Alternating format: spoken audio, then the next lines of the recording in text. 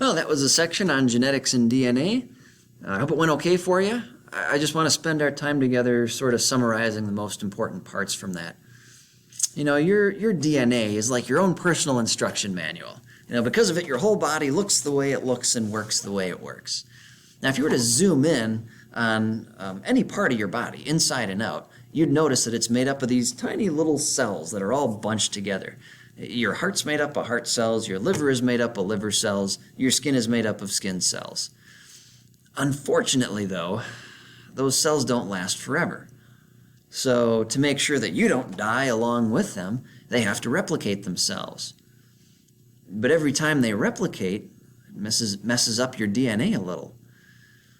And bit by bit, year after year, as your cells replicate, your body's instruction manual gets worse and worse. Like if you make a copy of a book page, and then you take that copy and you make another copy.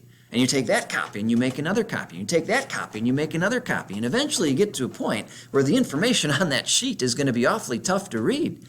And when our DNA gets to that point, things start going wrong. You know, we call these copy errors in our genetic code, we call them mutations. And they're the reason that your skin gets worse over time. They're the reason your joints get worse over time. It's ultimately why we age, and in the end, it's why we die. Things actually get worse than that, though, believe it or not, because these copy errors are also occurring in our reproductive organs. Meaning not only do they wreck our genetic information and ultimately kill us, they're wrecking the DNA of our kids before they're even born. You pass a certain number of mutations onto your children. So genetically, they start off worse than you, just like you started off worse than your parents. And this is important because what are we teaching our kids in school today? We're teaching them that the human race has been evolving upward, getting better and better and better and better over all these years, when in reality, we're getting worse and worse and worse and worse. I mean, that's the exact opposite of what we would expect to see if naturalism and the grand story of evolution were true. But of course, it's exactly what we would expect to see from the biblical version of history, where everything started out perfect, but has been in a constant state of decay ever since the fall. And it's kind of sobering for us to realize that there's nothing we can do to stop that deterioration. I mean, we can do things to offset the effects of the fall to an extent, right? We can treat diseases and relieve pain and help people to live longer, but in the end, that can only go so far. I mean, you can't fix a decaying genome in the long term in the same way that you can't expect to just keep fixing a car as its frame is rusting through.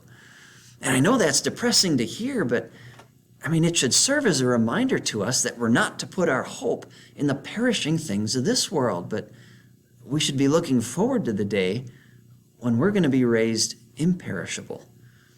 Our hope is in Christ, because just as surely as He rose, we too will rise. You know, we live in this world 24/7, and it's so easy for us to fall into the trap of thinking that this is all that there is. But it's not. The Apostle John gives us a little bit of a preview on what we have to look forward to in the book of Revelation, and he says this, "And I heard a loud voice from the throne saying, 'Look, God's dwelling place is now among the people, and He will dwell with them. They will be His people, and God Himself will be with them and be their God. He will wipe every tear from their eyes.